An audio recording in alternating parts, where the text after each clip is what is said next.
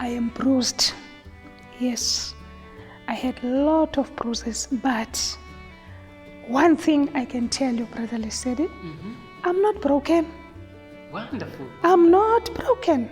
That's the way. Yes, I'm not broken. I'm still standing. With your I'm two still feet. standing. Yes, with my 2 feet. And I'm so proud to be who I am today. Because those challenges, when I look now, they are the ones who make me to be who I am. I tried to commit suicide 2 times. But I don't know how I didn't win it, and I was angry why this thing didn't happen, because I wanted it to happen, then it must finish about me, then there is no more me, then I no more have sorrows, I don't have any challenges, then I can just be gone.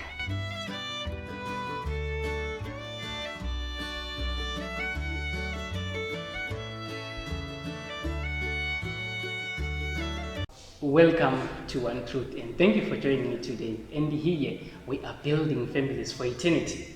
Are you new to the channel? Please consider to subscribe, give us a like, and shout out with a comment. And today we are greatly privileged. I'm not going alone. We have got an important guest. She is going to introduce herself. Over to you, Mapu. You can tell us about yourself. Yeah, hello everyone. I'm so grateful to be here today. My name is Sesethu. My surname is Mapu. Thank you. My name means you belong to us. I was like, I belong to everyone. Wherever I go, I just belong. Yes. Wow, that's so interesting. Yes. So how did you find yourself with having such a very big name? It's a long story. Okay, let me make it short. To be with this name, Sesethu, almost back then, our parents, they were doing things different than this time. You will always be named after a certain something or a certain occasion. Okay, let me go to the point. When my mother gave birth to me, my father, I said, this is not my child. And then my father decided to call my aunt, whom was so close to him, that she must come and see this child if I really belong. Am I really his child? So my aunt came, and then she looked at those things. They look in the hands. I don't know those things. And then my aunt said, no, brother, this is your child. She is Sesethu. She belonged to us. So that's where my name Sesethu came in. Thank you. Now, if you, as you have just said that the name came in that scenario, looking at the relationship between you and your father, did it not create any conflicts, or let's say perhaps between you and your mother, like as looking at that the name, as the father was saying that the child is not his, and how did it have an impact in your life? It had some blessings on the other side, but on the other side also had some challenges. Because it went to a point whereby I had to be taken from my mother by my uncle. So there were conflicts between them, my mother and my father. So, but my mother also named me her name. She was saying my name is Maria. But the main name which was known, it was Sesethu. My uncle stole me from my mother's family, and then he took me to my father's home where I grew up. That's so interesting. Yes. And as that you have just shared with that, now we are looking at that as you grow up, how was your childhood as you were growing up until considering the time as you were growing up until today, and looking at where you are coming from, and what can you share about the experiences that you had as a child growing up, as a teenager, up until you become an adult? Oh, brother. Oh, this is so deep. You open my wounds, which I already healed, but let me tell you into details. My childhood have never been easy. As I tell you, that I had to be taken from my mother's family to go to my father's family. It was not easy there. I grew up from my grandmother, We were about 10 grandchildren there. Unfortunately or fortunately, I was the only child who was the child of the son. I grew up with my auntie's children. It was not easy. It was not easy. It reached to a point whereby I even started school late. I started my grade 1 when I was already 10 years. And then I remember one day I burned on this arm. And I was making my grandmother tea. Most there in the villages at home, you have to make tea outside with a fire. So I just take, those teapots, you find that this kettle don't have that thing, then you have to use a cloth to pick it up from the fire. Then I miss that thing, then it burned me. So from that time I burned on my arm, I loved school. I went to school with that wound. Then at school, they had to return me home. Say, Sesethu, ask grandma to take you to the clinic. When I arrived at home, grandma said, no, I can't leave my garden and take you to the clinic. I walked myself to the clinic at that age. I didn't know where the clinic, I was just following cars. I asked people, where's the clinic? Then I arrived in the clinic. Then they attended my and they were so surprised, so young, at a very young age, you come yourself. Then I said, no, I don't have parents. My grandmother is busy. And the nurses were like shocked. But they attended me. As the time goes, that was lower primary, and then I went to higher primary school. In higher primary school, I was that good child. I loved sport, but things were so tough at home. My grandma didn't want any child who attended sport. You have to do chores at home every now and again. Then I had to sneak sometimes, and then I go and do sport. I used to do high jump, and I used to do running. I will sneak at home and go and do those things because I'm that person who to be happy, and I love people. So, but it was not easy. It was a lot of challenges. But then I finished my primary school, not forgetting. In higher primary, there was a time no one could pay for me school fees. It was tough. And I was this bright child at school. Teachers were loving me so much because I was this girl who loved books. In that situation, life was so up and down at home. My uncles, they were drinking. Sometimes we'll be beaten on a Friday. The whole weekend we'll be sleeping outside. And then on Monday, but we have to be at school. Mm-hmm. I went through all those challenges, but I loved the books. And teachers were in love for me because of loving my books. They were so supportive. But when it comes to school fee, it will always be me who didn't pay school fees. Sometimes I could feel to cry when the teacher say, who didn't pay school fee when they check register? I'll sometimes feel to cry. Always is me standing in the class. I'm the one who didn't pay. But that thing, it didn't make me discouraged to feel to leave school. Because I didn't have another hope. My hope was just school. I know only thing can change my life is school. Then I went to high school. Brother Lesedi, not to do my story short, long. I went to high school because I want to go with you deeper. The challenges I faced as a teenager and till now. Mm-hmm. In my high school is when I start to be a teenager. Now in high school, it started that my father passed away in 1996. That's when I started my high school. It was so tough, and remember, was the only parent I knew. I didn't know my mother. I only knew, grandmother is my mother, and I have my father. And that time, there was no time to ask about your mother. Where is my mother? Where is that? Things were different than this time. It reached to a point my father passed away.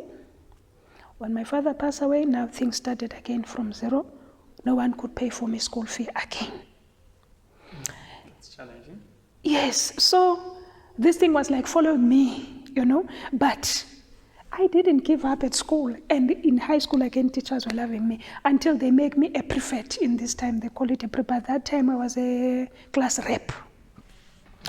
Okay, then it reached to grade 8. One of the teachers, in this time, at that time, it was standard 8. In this time, is grade 10. One teacher, my class teacher, decided to pay for me school fee from grade 10 to grade 11. So life now was starting to be good. I forgot about my blooming problem. up. Yes, now life started to be good. I started to be that happy child again like others. No more standing now who didn't pay school fee. Now life was changing. Now, unfortunately, at grade 11, my class teacher who was paying for me school fee, she passed away. Challenge after challenge. Challenge after challenge. To take a little bit back, when my father passed away, my grandmother didn't tell me that So my how did you father know? passed away. How did I know that my father passed away? You know, there's those suitcases, which like briefcases. Sure, she came with these things, with briefcases and what.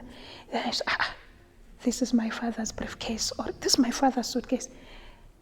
Then I asked her, Grandma, is my father coming back? And then she didn't answer me on that day. The following day now, I'm making her tea because we had this routine of making tea every morning for her.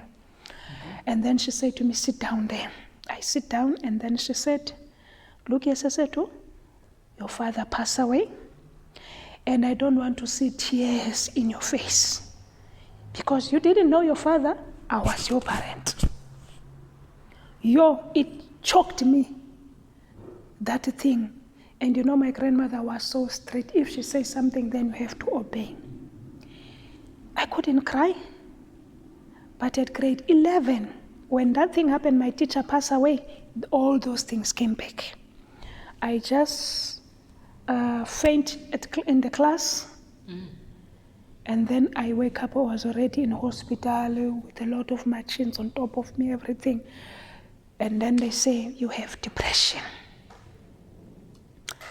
Oh, it was a challenge. So how did you manage to overcome that at that young age, finding yourself with that depression? How did you manage to overcome it? Did you overcome it at that time or after some time, or how did you go about it? Yeah, my brother, I don't know, You know, when things just happen to you and you are young, I can say through the support, because through the counselings I went through that time for my depression, unfortunately they didn't put me on any treatment. They were just counseling me, then they were connecting me to many people. My friends' support, my church was also so supportive. Until I can say I couldn't feel that, but it affected me because that was grade 11. And then I did my matric, then I failed my matric because I was feeling like I don't want school, I don't want anything. I lost interest in everything I used to like, then I even failed my matric, so things just were just like that. That is so tough, and there are many people who are also in the very same situation like as you were before. But today, as I'm seeing you, like someone who's full of smiles, who's glowing, looking so nice and beautiful, I can say all that you have managed to close that into a pit. It's normal following you. How did you overcome it till today? Yo, Brother Lesedi, how did I overcome that? Sometimes even me, I ask myself, how did I overcome that? My life sometimes when I look, I say it's chapters and chapters and chapters. That was my chapter for school. Now I finished my matric. When I finish my matric, I'm gonna come to your question, how did I overcome? I started to say, I finished my matric now, and I have pressure at home. My grandma said, you have to go and work. And I wanted to rewrite my matric. So I was under that pressure. Then I could see one lady used to pass our street. She was dressed so nice, this lady, very beautiful clothes, and I used to picture myself like that lady, wearing navy clothes and white and blue, only to find this lady was working at Pick and Pay, but I used to be attracted to her uniform. Then one day I decided that, you know what, I asked my neighbor, where is this lady working? No, they say at Pick and Pay in this place. And I didn't know that they say she's working in Queenstown at Pick and Pay. I didn't know our town because we just finished in the village. But I decided I'm going to take a bus very early in the morning. I want to go to that Pick and Pay, and then I have to find work there. Funny enough, Brother Lesedi, God was always on my side. He was always guiding me. I arrived in town. I've never been in town. I just dropped there and I just look around. I didn't, that life, you just from school, you don't know anything. Then I asked one man, I saw security, I put here, I want to know where is Pick and Pay. And then he told me, hey, when I saw that Pick and Pay was so far, but I had that courage. I walked, then I arrived there. When I arrived there, it was very early and the shop was still closed. I waited, then they open. And then I tell the supervisor, I'm looking for a job. People get tricky with me. Some think I'm a colored, some people don't think I'm a Xhosa, but I'm a Xhosa, but this is advantage also for me. In that place, that Pick and Pay, they were not employing black people. They were only employing coloreds. So how did you go about it from there? Then this man started to speak to me Afrikaans. Did you know Afrikaans that time? Yes, because I did Afrikaans at school. Nice, that's beautiful. But I didn't know how to express myself in Afrikaans. I just knew a few words as I studied at school. And then I tell him, come again. And then he changed to English now. He's okay, she speak English. And then I tell him, I'm looking for a job. Funny enough, he put me in. I worked there only for 3 hours, and then after 3 hours, they told me, no, we're just substituting you. There's someone now for the place where I put you. I was just trying to test you. We will call you again. I was crying because I told myself, I got the job. I was crying, walked down the road again to go and take the taxi home. I couldn't even see cars in front of me. I was crying. But after 3 days, they called me, come and work. Wow, God is good. All the time. Oh God, you've been on my side all my journey. Although my journey was not easy, it was not easy, I can tell you. I know a life of sleeping outside until it's morning. A journey of not eating. You end up sometimes eating in the bins to get something to eat. Lesedi, I can't go into details, but my life here is full of chapters, my brother. I see. Yeah. Now coming back to, as you're saying that you're going to come back to look at how did you overcome the depression? Because it's something that cannot just go like that. Yes. It takes time. To some it can take weeks, sometimes it can take years, sometimes it can take even a lifetime. Yes, I can say to you, Brother Lesedi, it was just one word I can say from my psychologist that she said to me, Sesethu, do you know that there's someone who want to be you out there? When you're just getting out of your gate from that misery of your home, going out to school, going to church, there's someone who's watching you. There's someone who wish she can be you. Are you aware of that? Then I said, can someone want to be like me? The way I'm always crying, sometimes I don't even bath, sometimes I'm just crying. How can there be someone who want to be like me? She said, no, remember, you were bright at school.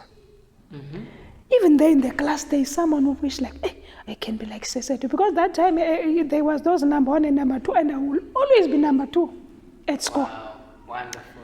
So I can say only that word have made me to overcome, because I didn't know there's someone who's looking up to me, and I didn't want to fail that person. Because it's looking up to you. Yes. Then from there, my mindset started to change. Then I saw things in a different way, which I don't know how, but my life started to change. Then I started to look for things which made me happy, and then I started to play with my friends, and that thing get out of my mind. How were you playing now? You think you are playing with your friends. How were you playing for that depression to go out, vanish as if it never existed? Lesedi, many plays. Sometimes we'll be playing skipping rope. Sometimes we'll be playing hide and seek. Sometimes we'll be even playing those mind games whereby we'll saying, tell cars which start with A, you tell the car. Chocolates will start with A. Things like that until my mindset changed. Then I start to see, hey, I'm a better person. There are other things I can do. I'm so good on this, I'm so good on that, and some good on this. And then I can say that's what have helped me. Also church. At church also, they put me into music. Music. Wow, was my best remedy. How can I forget that? Music. They put me in music at church, and I used to sing solos. Yeah, I can say mostly music was the one who have healed me and which have made me to forget about all bad things. Even still today, if I feel like something is happening, then I would just sing a song which I like, then I'm over those things. Yes. Wow, that's great. Yes. I can say, before we finish this podcast, I would really appreciate if you can just share with us an item. That would be really wonderful, as it is something which you love doing and you are so passionate about. And also music, it also speaks to us directly. You are listening to a song, or perhaps you are singing it, you just find yourself in that scenario. Or you look at your troubles, they all disappear as if you didn't have any trouble in your life. So this is how. I just want for someone else maybe who's watching, or someone who feel like you want to give up in life. I didn't finish my chapter. This is chapter 1. I'm coming with chapter 2 of my life. This was just my chapter 1. I'm coming with my chapter 2. But I want someone who's out there who feel like to give up in life. Please think twice. There's a part I forgot, Brother Lesedi, to you. Which is? This time when they told me I have depression, I wanted to kill myself 2 times. In this time we say I will commit suicide. I tried to commit suicide 2 times. But I don't know how I didn't win it, and I was angry why this thing didn't happen, because I wanted it to happen, then it must finish about me, then there is no more me, then I no more have sorrows, I don't have any challenges, then I can just be gone. That time, were you still at school, or that was after when you were done with school? No, I was still at school, and this time they started to tell me that I have depression.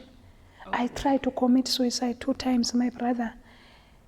But even today, I'm not proud about it, because now I can see why God didn't want that suicide not to happen, because my name is I belong to everyone. So if really that time I had that suicide maybe had to be through, I don't know what's going to happen, because now I'm touching even many people's lives now. That name is just calling people to come to me. People come to me. I have friends, and sometimes I just meet people at ShopRite. People will remember my face. Hello, sis, hello. And people I don't even know their names. So sometimes I feel so bad. But that was a time I didn't know how to think. I just wanted my life must just vanish, or I must vanish, or I must go and stay in the mountain, then I must just be free. I used to say to my friends, you know what? I am bruised. Yes, I had a lot of bruises, but one thing I can tell you, Brother Lesedi, I'm not broken. Wonderful. I'm not broken. That's the way. Yes, I'm not broken. I'm still standing. With your I'm 2 still feet? standing. Yes, with my 2 feet. And I'm so proud to be who I am today. Because those challenges, when I look now, they are the ones who make me to be who I am today. So I'm so grateful for you to call me to your program. I really appreciate it. Yes,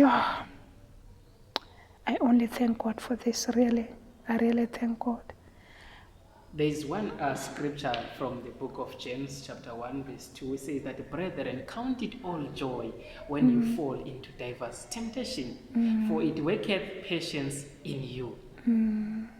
If you are looking at where you are coming from, we look at that the challenges that we meet in life, they are there to elevate us to be a better person. And the people that we meet in life, they are there to strengthen, to motivate, encourage, and inspire in many different ways. Yes. I believe also in your life, there are a number of people that you have met who have inspired you to be a better person today. And also, as you have said, that there are other people who are looking up to you. Yes. And as these people are looking up to you, You look at the some other children, they get, we look at that there are a number of teenage pregnancies today. And the society seems to that it has accepted it. And then those kind of children, sometimes you hear story that a child wanted to commit suicide. Things like those.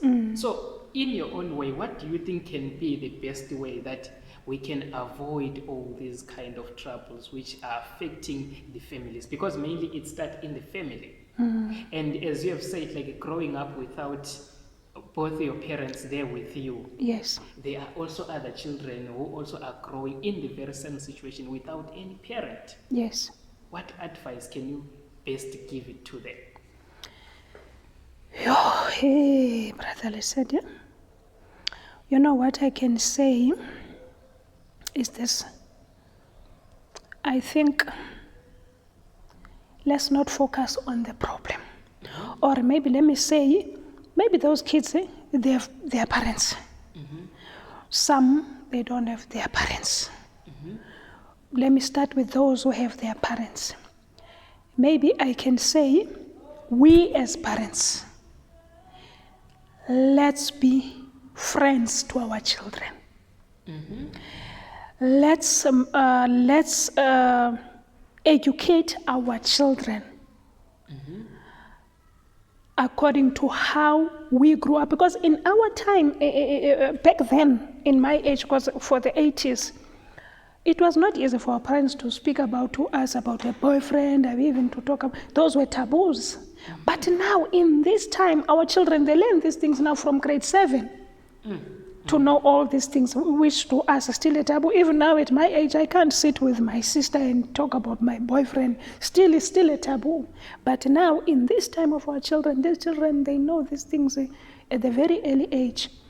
I think we as parents at this time, we must sit our children down, especially girls, and tell them, when you reach this certain age, A, B, and C is going to happen in your life. And when A, B, and C happens in your life, don't be afraid to speak to me, because it also happens to me. I will come and help you, and I'm your only friend in this world. I brought you in this world. I will never fail you. We must just try to gain that trust and that connection between our children, and also to let them know that there is God above, who's looking up to them and who's looking up to us as their parents. We are their gods in this time. So that's what I think I can advise to those who have parents. Now, to those who don't have parents, sometimes you get influence from the friends. There's many influences people go through, those who don't have their parents. You can try to make, you can go even to the clinics. To the clinics now, there's a lot of support groups. And also in churches, there's a lot of support groups. You can even, if you're not going to, because some people don't even go to church, they don't even know the door of the church, try to get a friend of someone who's going to church. And then you start to express your life to that friend, and then you meet the pastor, whoever ministry in that church. That can start to change your life. Because they say a best friend, a friend is the one who can take you to Jesus. Wonderful. Yes. Wonderful. Yes. Wonderful. Wow, that's so beautiful. I really appreciate for you sharing all those experiences that we have had as you are growing up until today. Yes. And before forgetting, you have to bless us with an item that I believe you've got a number of items that also, when you listen to them or when you sing them, you feel that it's directly to you. So if you can share us just a small item, a small piece, we'll really appreciate that. I wish I can just speak it, not to sing You it. You just speak it. Or I can just say something.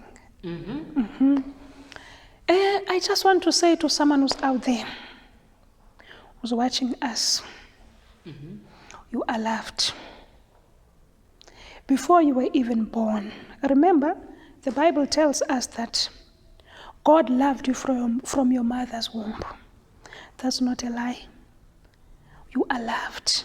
No matter what challenge you face in life, you are loved. You are blessed. you are a blessing to someone's life, remember, when you are up in the valley, God is with you. And again, when you are down in the valley, God also is with you. Remember, the God of the good times is still the God in the bad times. Don't lose hope, man. Don't give up. Just wake up, dress up, show up, and never give up.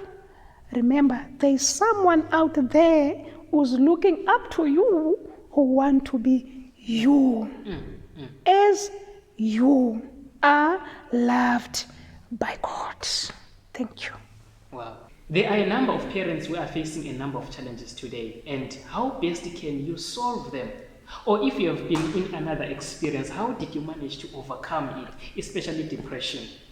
So these are the things which are affecting the society, and most of the times we tend to look down upon them, but it is the thing that is affecting, especially if the family is not in harmony. There is always sorrow, strife, and contention. This is why also the crime rate is continually going up, because there are a lot of divisions in the family. There is no love in the family. Once there is love in the family, I believe everything else can be conquered. Yes. Thank you so much. Until next time, God bless.